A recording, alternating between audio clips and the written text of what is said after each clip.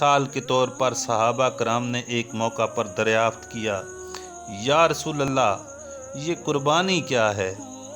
ترجمہ: یہ تمہارے باپ ابراہیم کی سنت ہے۔ جواب کا یہ انداز کس قدر حکیمانہ ہے! یہ جواب سن کر پوچھنے والوں میں اس سنت کو قبول کرنے کے جذبات کس طرح ابھرے ہوں گے، اور کس طرح قربانی کو اپنے باپ دادا کی سنت سمجھ کر انہوں نے دل کی رغبت سے ادا کیا ہوگا۔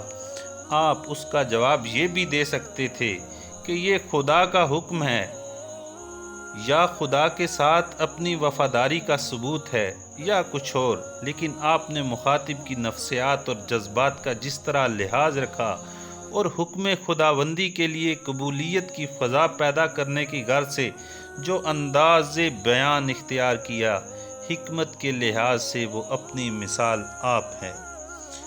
خدا نے آپ کو حکم دیا کہ اہل کتاب یہود کے سامنے توحید اور اس کے تقاضے بیان کیجیے کہ یہی ہمارے تمہارے درمیان متفقہ بنیاد ہے، ہم بھی اسے مانتے ہیں، تم بھی اسے ماننے کا دعویٰ کرتے ہو، تو آؤ ان کے تقاضوں پر غور کریں اور ان کو پورا کریں۔ خدا کا ارشاد ہے۔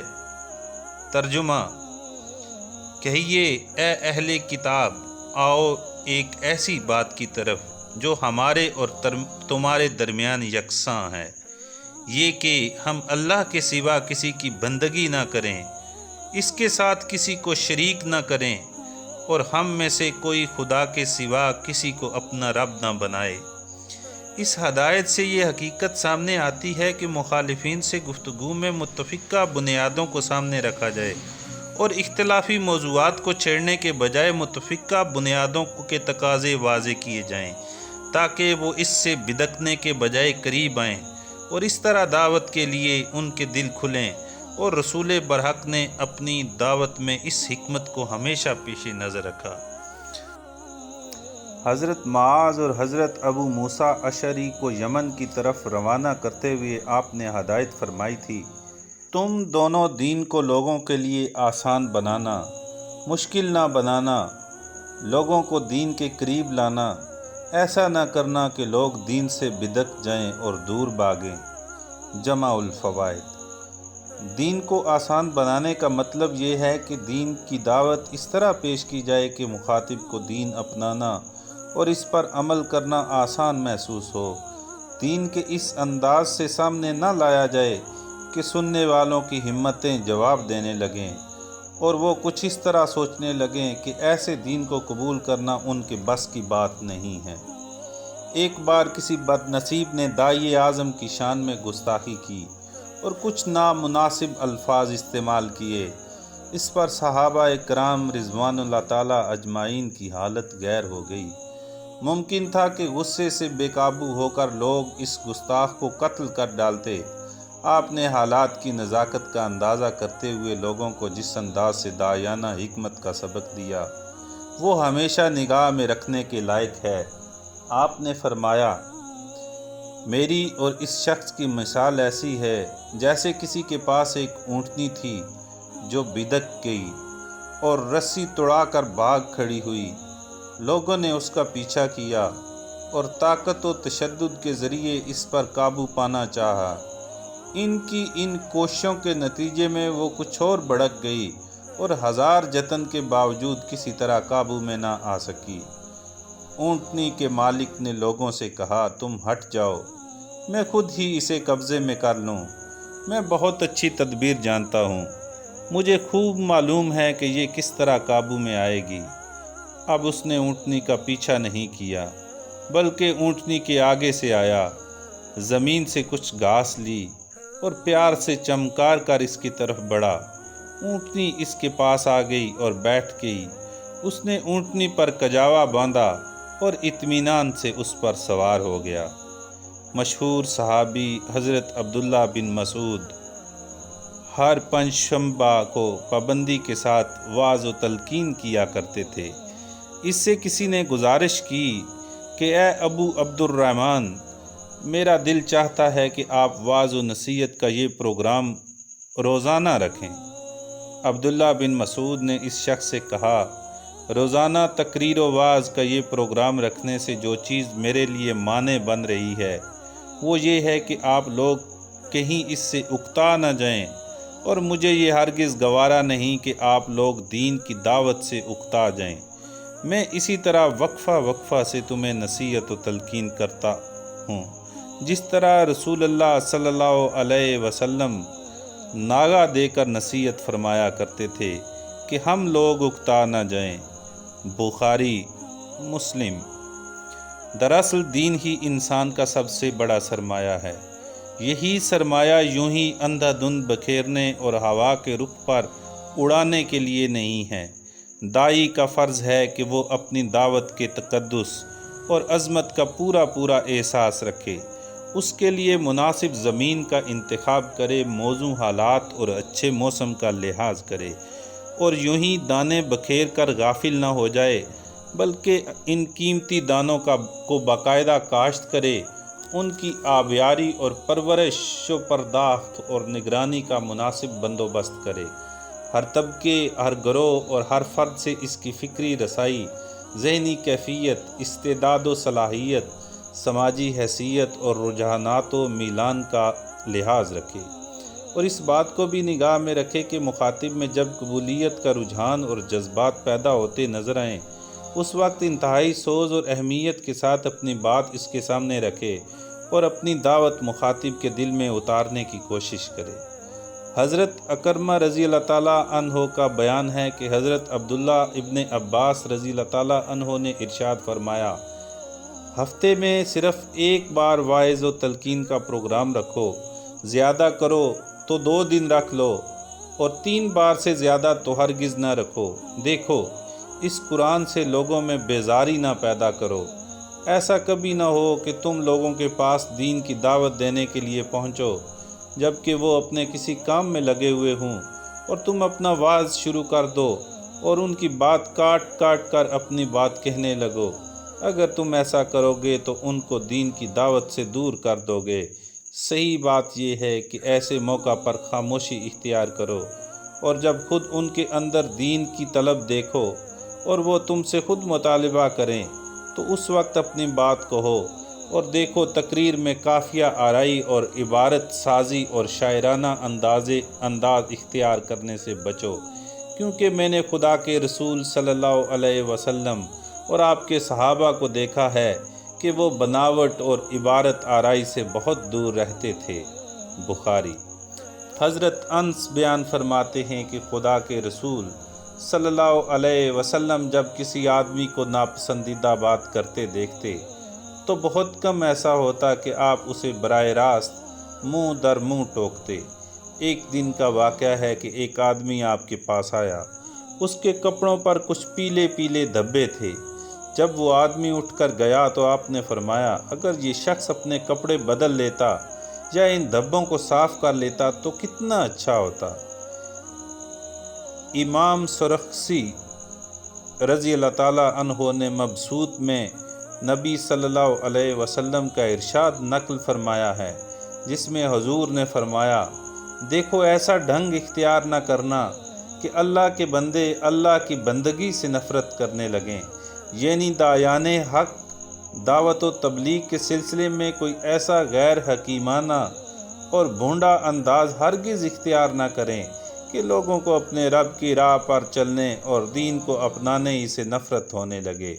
ایک موقع پر نبی صلی اللہ علیہ وسلم نے صحابہ کرام کو نگاہ کی حفاظت، رائے خدا میں پہرا دینے کی عظمت اور خوف خدا میں رونے کی اہمیت و فضیلت کی طرف متوجہ فرمایا، اور ان فضیلتوں کو حاصل کرنے کے لیے آپ نے ایسا حکیمانہ انداز اختیار فرمایا جو داعیانہ حکمت کی اعلیٰ مثال ہے۔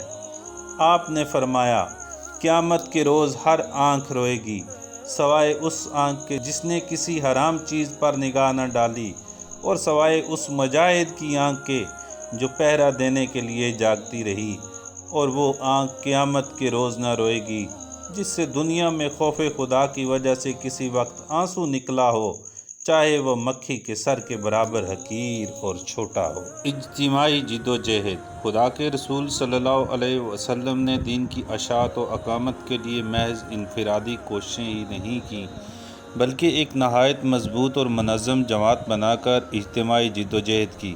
آپ کی بے مثال عظمت و شخصیت سے کون انکار کر سکتا ہے، لیکن دین کی اقامت کے سلسلے میں آپ نے بھی اجتماعی جد و جہد فرمائی۔ اس کا صاف مطلب یہ ہے کہ اجتماعی جد و جہد کے بغیر دین کی اقامت کا فریضہ انجام دینا ممکن نہیں۔ آپ نے باطل کے مقابلے میں ایک منظم جماعت تشکیل دی اور اس جماعت نے کندھے سے کندھا ملا کر باطل کے خلاف جنگ کی۔ خدا کو اس جماعت کی یہ منظم اور اجتماعی جانثاری اور سرفروشی اس قدر پسند آئی کہ اس کو اپنا محبوب قرار دیا۔ ترجمہ: بے شک خدا ان لوگوں سے محبت کرتا ہے جو اس کی راہ میں اس طرح صف باندھے لڑتے ہیں کہ گویا سیسا پلائی ہوئی دیوار ہے۔ اس جماعت کو خدا نے اس لیے اپنی محبوبیت کا شرف بخشا کہ یہ سیسا پلائی دیوار بن کر حق کو غالب کرنے کے لیے باطل کے مقابلے میں آئی، اور منظم جماعت بن کر ان فداکاروں نے باطل کا مقابلہ کیا اور دنیا میں ایک نئی تاریخ کا باب کھولا۔ خدا نے رسول کی بعثت کا مقصد ان الفاظ میں بیان فرمایا۔ ترجمہ: وہ اللہ ہی ہے جس نے اپنے رسول کو ہدایت اور دین حق کے ساتھ بھیجا تاکہ وہ اس دین کو تمام دینوں پر غالب کر دے، چاہے مشرکین کو یہ بات کتنی ناگوار ہو۔ دین حق سے مراد وہ آسمانی نظام بندگی ہے جس کی بنیاد اس حقیقت پر ہے کہ اقتدار کا مالک تنہا وہ خدا ہے جو ساری کائنات کا خالق و پروردگار ہے۔ وہی انسان کا حقیقی مالک، معبود اور حاکم ہے، اور عبادت و اطاعت صرف اسی کا حق ہے۔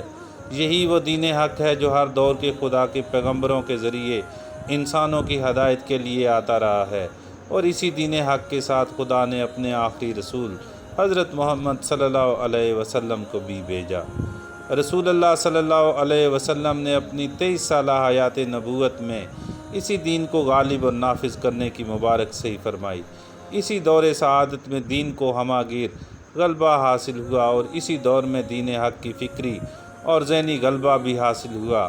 اس سے انفرادی زندگیاں بھی آراستہ تھی، اور اس دین کو سیاسی اور مادی غلبہ بھی حاصل تھا، اور دین کو غالب کرنے کے لیے ہی نبی اور آپ کے سچے جانثاروں نے خدا کی اس ہدایت پر عمل کا حق ادا کیا جو سورہ توبہ میں بعثت رسول کا مقصد بتانے والی آیت کے 2 ہی آیتوں کے بعد دی گئی ہے۔ ترجمہ: اور مشرکوں کے مقابلے میں سب متحد ہو کر لڑو جس طرح وہ سب تمہارے مقابلے میں متحد ہو کر لڑتے ہیں، یعنی دین کو قائم کرنے اور پورے دین کو نافذ اور غالب کرنے کے لیے منظم باطل کے مقابلے میں سارے مادی وسائل سے مسلح ہو کر اجتماعی منظم جد و جہد کرو، اور جس طرح اہل باطل تمہارے مقابلے میں منظم ہیں، تم بھی متحد اور منظم ہو کر ان کا مقابلہ کرو۔ دراصل منظم برائی اور چھائے ہوئے باطل نظام کے بجائے خدا کے پسندیدہ نظام حق کو قائم کرنے کے لیے خدا پرستوں کی انفرادی کوششیں، انفرادی تزکیہ نفوس، پرسوز دعائیں، خشوع و خضوع کی عبادتیں اور ذکر و فکر ہی کافی نہیں ہے، بلکہ ان سب کے ساتھ ساتھ مضبوط اور منظم اجتماعیت ایک قائد کی سرکردگی میں ٹھوس، منظم اور مسلسل اجتماعی جد و جہد بھی لازمی ہے۔ اس کے بغیر منظم، منکر اور چھائے ہوئے باطل کو ہٹا کر زندگی کے ہر شعبے میں معروف کو قائم اور نافذ کرنا ناممکن ہے۔ منظم باطل کو منظم اجتماعی کوششوں کے ذریعے ہی مٹایا جا سکتا ہے، اور حق کو قائم کرنے کے لیے منظم انقلابی جد و جہد ناگزیر ہے۔ یہ عقل و بصیرت کا تقاضا بھی ہے اور خدا کا عائد کیا ہوا فریضہ بھی۔ اس سے پہلو تہی دراصل حق کی اطاعت سے پہلو تہی ہے، اور اس جد و جہد میں جان کھپانا اور اجتماعی جد و جہد میں وقت، مال اور جان کی قربانی دینا عین دینداری ہے۔ نبی صلی اللہ علیہ وسلم نے مسلمانوں کو ہدایت دی ہے کہ وہ جماعتی زندگی گزاریں اور دین کے لیے اجتماعی جد و جہد کرتے رہیں۔ حضرت حارث اشعری کا بیان ہے کہ خدا کے رسول صلی اللہ علیہ وسلم نے ارشاد فرمایا۔ ترجمہ: میں تمہیں 5 چیزوں کا حکم دیتا ہوں: جماعت کا، سننے کا، اطاعت کا، ہجرت کا اور خدا کی راہ میں جہاد کا۔ اس ہدایت کا منشا یہ ہے کہ مسلمان جماعتی زندگی گزاریں، اپنا ایک سربراہ منتخب کریں، اس کے حکم کو سنیں اور اس کی اطاعت کریں، دین کے لیے اپنا وطن بھی چھوڑ دیں اور دین کو قائم اور غالب کرنے کے لیے ہر طرح کی اجتماعی جد و جہد کریں، ضرورت ہو تو مسلح جد و جہد بھی کریں۔ دین کی بنیاد پر بننے والی اجتماعیت اور دین کی اشاعت و اقامت کے لیے اجتماعی جد و جہد کرنے والوں کی قدر و قیمت خدا کی نظر میں کیا ہے، اس کی ایک جھلک ذیل کی حدیث میں ملاحظہ فرمائیے۔ عمر بن عتبہ رضی اللہ تعالیٰ عنہ کا بیان ہے کہ میں نے رسول اللہ صلی اللہ علیہ وسلم کو یہ ارشاد فرماتے سنا، قیامت کے دن خدائے رحمان کے دانے جانب کچھ ایسے لوگ ہوں گے جو نہ تو نبی ہیں اور نہ شہید، مگر ان کے چہروں کو نور کا نور دیکھنے والوں کی نظر کو خیرہ کر رہا ہے۔ ان کے بلند مقام اور اونچے مرتبے کو دیکھ دیکھ کر نبی اور شہید خوش ہو رہے ہوں گے۔ لوگوں نے پوچھا، اللہ کے رسول، یہ کون لوگ ہیں؟ فرمایا، یہ مختلف قبیلوں اور مختلف بستیوں کے لوگ ہوں گے جو دنیا میں اسلام لائے اور قرآن سمجھے اور سکھائے اور اللہ کو یاد کرنے کے لیے اکٹھے ہوا کرتے تھے۔ اس طرح یہ لوگ بہترین پاکیزہ باتیں چنتے تھے، جس طرح کھجور کھانے والا اچھی اور لذیذ کھجوریں چنتا ہے۔ ایک دوسری روایت میں ہے، یہ وہ لوگ ہوں گے جو خدا ہی کے لیے آپس میں محبت کرنے والے ہیں اور اپنے خدا کو یاد کرنے کے لیے اکٹھے ہوتے تھے۔ صبر و ثبات۔ صبر داعی کی ایک بنیادی صفت ہی نہیں بلکہ بہت سی اہم صفات کی اساس ہے۔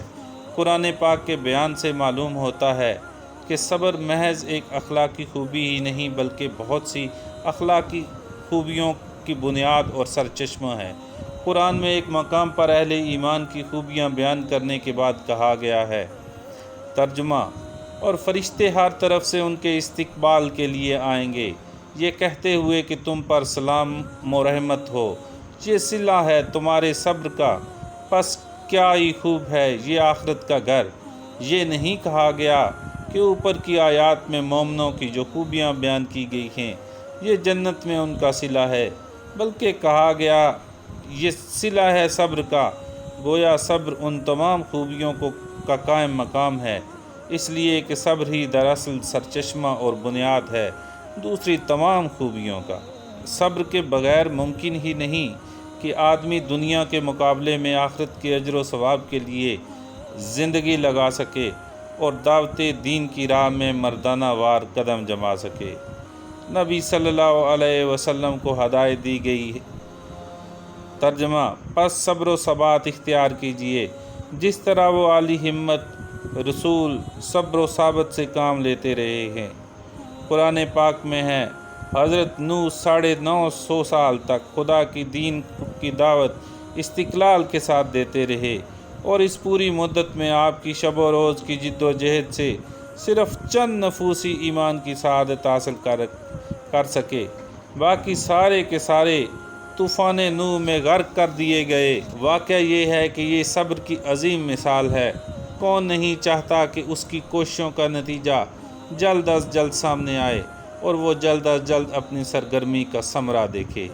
داعی کی فطری خواہش بھی یہی ہوتی ہے کہ اس کی مبارک کوششوں کا نتیجہ بھی جلد برآمد ہو، وہ اپنی آنکھوں سے اپنی جد و جہد کا ثمرہ دیکھے، لیکن اسے ہدایت کی گئی ہے کہ اپنی کوششوں کے نتائج دیکھنے کے لیے بے تابی کا مظاہرہ نہ کرے اور یہ کہ جی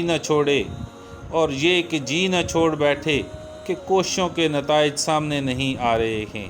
صبر کے کئی پہلو ہیں، مگر ہم ان سارے پہلوؤں کو 3 جامع عنوانوں میں سمیٹ سکتے ہیں۔ نمبر 1، اپنے جذبات اور خواہشات پر قابو رکھنا۔ نمبر 2، سخت سے سخت حالات میں حق پر جمے رہنا اور کسی قیمت پر بھی اپنے اصولوں سے نہ ہٹنا۔ نمبر 3، راہ حق میں آنے والی مشکلات کا مردانہ وار مقابلہ کرنا۔ جذبات اور خواہشات پر قابو رکھنے کے معنی یہ بھی ہیں کہ آدمی ہر طرح کے لالچ اور نفسانی خواہشات سے اپنے آپ کو روکے، اور یہ کہ وہ متحمل بردبار اور مضبوط قوت ارادی کا مالک ہو۔ قرآن پاک میں رسول اللہ صلی اللہ علیہ وسلم کو ہدایت دی گئی۔ ترجمہ: اور سہتے رہیے ان کی دل آزار باتوں کو اور ان سے اچھے انداز میں کنارہ کشی اختیار کیجیے، یعنی ان کے بیہودہ الزامات، لغو باتوں کا آپ کوئی اثر نہ لیجیے، طبیعت میں ہرگز اشتعال پیدا نہ ہونے دیجیے، بلکہ اچھے انداز میں درگزر کیجیے اور تحمل، بردباری، وقار اور اعلیٰ ظرفی سے کام لے کر ان کے پاس سے ہٹ جائیے۔ ایک دوسرے مقام پر ہدایت ہے۔ ترجمہ: اور اپنے کو ان لوگوں کے ساتھ روکے رکھیے جو صبح و شام اپنے رب کو پکارتے ہیں، اس کی رضا کے طالب بنے ہوئے ہیں۔ اس کی طرف سے کبھی نگاہیں نہیں پھیریے کہ آپ دنیا کی آرائشیں چاہنے لگیں۔ داعی اعظم صلی اللہ علیہ وسلم نے ان ہدایات کو کس طرح جذب کیا اور کس مثالی صبر و ثبات کا مظاہرہ کیا، اس کی ایک جھلک دیکھیے۔ نجاشی نے کفار قریش کو جب مایوس اپنے دربار سے لوٹا دیا تو انہوں نے باہمی مشورے سے ایک اور اسکیم تیار کی اور مکہ کے مشہور سرمایہ دار عتبہ حضور صلی اللہ علیہ وسلم کی خدمت میں حاضر ہوا اور بولا: میرے بھتیجے محمد، تم نے یہ جو دھندا پھیلا رکھا ہے، اگر تم اس کے ذریعے مال و دولت جمع کرنا چاہتے ہو تو ہم تمہارے لیے اتنا کچھ جمع کر دیں گے کہ تم مالا مال ہو جاؤ گے۔ اگر تم عزت و وقار کے خواہش مند ہو تو ہم سب تمہیں اپنے سردار بنائے لیتے ہیں، اور اگر تم بادشاہ بننے کی آرزو ہے تو ہم تمہیں عرب کا بادشاہ بنانے کو تیار ہیں۔ جو تم چاہو ہم کرنے کے لیے تیار ہیں، مگر تم اپنا یہ دھندا چھوڑ دو۔ عتبہ کی گفتگو کے جواب میں داعی اعظم نے فرمایا: نہ مجھے مال کی ضرورت ہے اور نہ میں عزت و حکومت کا بھوکا ہوں۔ اگر تم میری حقیقت سمجھنا چاہتے ہو تو قرآن کی ان آیتوں پر غور کرو۔ پھر آپ نے 24ویں پارے کی چند آیتیں تلاوت فرمائیں۔ خدا کا کلام سن کر عتبہ پر ایک کیفیت طاری ہو گئی۔ وہ ہاتھوں پر سہارا دیے گردن پیچھے کی طرف ڈالے سننے میں محو تھا اور آخر کار چپ چاپ اٹھ کر چلا گیا۔ قریش کے لوگ منتظر تھے کہ عتبہ کیا جواب لے کر آئے گا۔ عتبہ کے پہنچتے ہی لوگوں نے پوچھا: کہو کیا خبر لائے ہو؟ عتبہ: میں تو محمد کی زبان سے عجیب و غریب کلام سن کر آیا ہوں۔ یہ کلام نہ تو شاعروں کی شاعری ہے، نہ کہنوں کے تیر تکے ہیں، نہ جادو منتر ہے، وہ تو کچھ اور ہی ہے۔ تم میرا کہنا مانو اور میرے کہے پر چلو، محمد کو اپنے حال پر چھوڑ دو۔ سرداروں نے عتبہ کی زبان سے یہ کلمات سنے تو کہا: معلوم ہوتا ہے عتبہ پر بھی محمد کا جادو چل گیا ہے۔ قریش جب اس اسکیم میں بھی ناکام ہوئے تو انہوں نے ایک اور چال چلی۔ سارے سردار اکٹھے ہو گئے، حضور کے چچا ابو طالب کے پاس پہنچے اور کہا: برداشت کی حد ہو گئی، آپ اپنے بھتیجے کو ان حرکتوں سے روکیے ورنہ ہم اس کا کام تمام کر دیں گے۔ تمام قریش کی مخالفت دیکھ کر بوڑھے چچا کا دل بھتیجے کی محبت سے بھر آیا۔ آپ کو بلا کر نہایت پیار اور دل سوزی سے کہا: بھتیجے، مجھ بوڑھے پر ترس کھاؤ اور توحید کی اس دعوت سے باز آؤ۔ میں کمزور بوڑھا کب تک تمہاری حمایت کر سکوں گا؟ داعی اعظم نے فرمایا: چچا، اگر یہ لوگ میرے دائیں ہاتھ پر سورج اور بائیں ہاتھ پر چاند بھی رکھ دیں تب بھی میں توحید کی دعوت سے باز نہ آؤں گا اور خدا کے حکم میں ذرا کمی بیشی نہ کروں گا، چاہے اس راہ میں میری جان ہی کیوں نہ چلی جائے۔ دعوت اللہ کی ذمہ داری عظیم ترین ذمہ داری ہے۔ اس کا حق وہی ادا کر سکتا ہے جو صبر و ثبات کی دولت سے مالا مال ہو، جو حق پر جمے رہنے کے لیے ہر لالچ، ہر خوف اور ہر خواہش نفس پر قابو پا سکے، جو خوشی خوشی اس راہ کی تمام مشکلات اور پریشانیوں کو برداشت کر سکے اور ہر طرح کے خطرات اور اذیتوں کا مردانہ وار مقابلہ کر کے باطل کے مقابلے میں چٹان کی طرح جمع رہے۔ خدا تعالیٰ نے آپ کو ہدایت فرمائی۔ ترجمہ: آپ اس ہدایت کی پیروی کیجیے جو آپ کی طرف نازل کی جا رہی ہے اور اس پر مضبوطی سے جمے رہیے۔ پھر خدا نے آپ کو تلقین فرمائی۔ ترجمہ: اے ہمارے رب، ہم پر صبر انڈیل دے، ہمارے قدم جما دے اور کافر گروہ کے مقابلے میں ہماری مدد فرما۔ قرآن پاک میں ایک مقام پر دعوت اللہ کی فضیلت و تحسین فرمانے کے بعد داعی الحق کو ہدایت دی گئی کہ برائی کو بلائی سے دفع کرو۔ اس طرز عمل سے کٹر دشمن بھی تمہارے جگری دوست بن جائیں گے۔ قرآن پاک کی اس ہدایت کی تشریح کرتے ہوئے حضور کے مشہور صحابی حضرت عبداللہ بن عباس فرماتے ہیں، دعوت کا فریضہ انجام دینے والوں کو صابر اور بردبار ہونا چاہیے۔ لوگ اگر غصہ دلانے والی حرکتوں پر اتر آئیں تو ایسے موقع پر غصے کا جواب غصے سے نہ دیں، غصہ آئے تو اسے تھوک دیں۔ ایسا طرز عمل اختیار کرنے والوں کی خدا حفاظت فرمائے گا، دشمن ان کے آگے جھک جائے گا اور ان کا گہرا دوست اور پرجوش حامی بن جائے گا۔ احد کی جنگ میں جس بہادری، استقلال اور ثابت قدمی کا ثبوت آپ نے دیا، وہ اپنی مثال آپ ہے۔ حضرت براء بن عازب کا بیان ہے، خدا کی قسم جب لڑائی ہوتی تو حضور ہم سب سے آگے ہوتے اور ہم لوگ آپ کے ذریعے اپنا بچاؤ کرتے، اور ہم میں سب سے زیادہ بہادر وہ سمجھا جاتا جو نبی صلی اللہ علیہ وسلم کے ساتھ ہوتا۔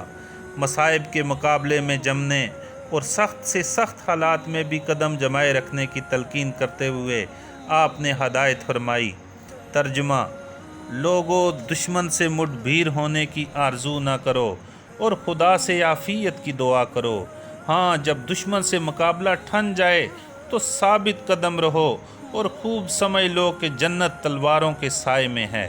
نبی صلی اللہ علیہ وسلم نے خدا کی راہ میں جو مصائب برداشت کیے اور آزمائش و علائم کے جن جن مرحلوں سے گزرے، ان کے تصور ہی سے دل لرزنے لگتا ہے، اور یہ حقیقت کہ ان دل دہلا دینے والے مرحلوں میں آپ نے صبر و ثبات کا جو نمونہ پیش کیا، وہ صرف آپ ہی کا حق ہے۔ خود آپ ہی کا ارشاد ہے، مجھے خدا کی راہ میں اتنا ڈرایا گیا کہ آج تک کوئی انسان اتنا نہیں ڈرایا گیا، اور مجھے خدا کی راہ میں ایسا ستایا گیا کہ آج تک کوئی انسان اتنا نہیں ستایا گیا، اور ہم پر 3 دن اور 3 راتیں تو ایسی گزری کہ میرے اور بلال کے لیے کوئی چیز نہ تھی جسے کوئی انسان کھا سکے سوائے اس معمولی توشے کے جو بلال کی بغل میں تھا۔ قربانی اور جاں نثاری۔ داعی اعظم کی زندگی کیا ہے؟ بے مثال قربانی اور جاں نثاری کی ایک ایمان افروز داستان۔ جتنی بار پڑھیے اور سنیے، ایمان تازہ ہوتا ہے اور قربانی کی تڑپ پیدا ہوتی ہے۔ آپ نے قربانی اور جاں نثاری کی تلقین و نصیحت ہی نہیں کی، بلکہ عظیم مقصد کی خاطر آپ نے جاں نثاری اور قربانی کی وہ مثال قائم کی جس کی نظیر نہ تاریخ انسانی آج تک پیش کر سکی ہے اور نہ پیش کرنا ممکن ہے۔ جوانی کا عالم ہے، کامیاب تجارت ہے، جوانی کے جذبات ہیں، مگر چونکہ خدا کو ایک عظیم مقصد کے لیے آپ کی تربیت مطلوب تھی، اس لیے ایک عمر رسیدہ خاتون سے آپ کی شادی ہوتی ہے اور آپ 25 سال تک ام المومنین حضرت خدیجۃ الکبریٰ کے ساتھ صبر و ضبط کی زندگی گزارتے ہیں۔ یہ وہ قربانی ہے جو کار نبوت انجام دینے کے لائق بننے کے لیے نبوت ملنے سے پہلے آپ نے دی، اور یہ حقیقت ہے کہ یہ بہت بڑی قربانی ہے۔ نبوت سے سرفراز ہوئے تو کامیاب کاروبار اپنے مقصد پر قربان کر دیا، اور اس کامیاب تجارت سے حاصل کی ہوئی دولت اپنے مشن پر لوٹا دی۔ جب فتح و نصرت سے نوازے گئے اور خدا نے آپ کے قدموں میں دولت کے ڈھیر لگا دیے، تو اس وقت بھی دولت دوسروں پر لٹاتے رہے، دوسروں کو تقسیم کرتے رہے، لیکن اپنے لیے کچھ نہ رکھا۔ حضرت عمرو بن حارث آپ کی بے مثال قربانی کا ایمان افروز حال بیان کرتے ہوئے کہتے ہیں، خدا کے رسول جب اس دنیا سے رخصت ہوئے تو آپ نے نہ کوئی درہم و دینار چھوڑا، نہ کوئی باندی اور غلام، اور نہ کوئی اور چیز چھوڑی۔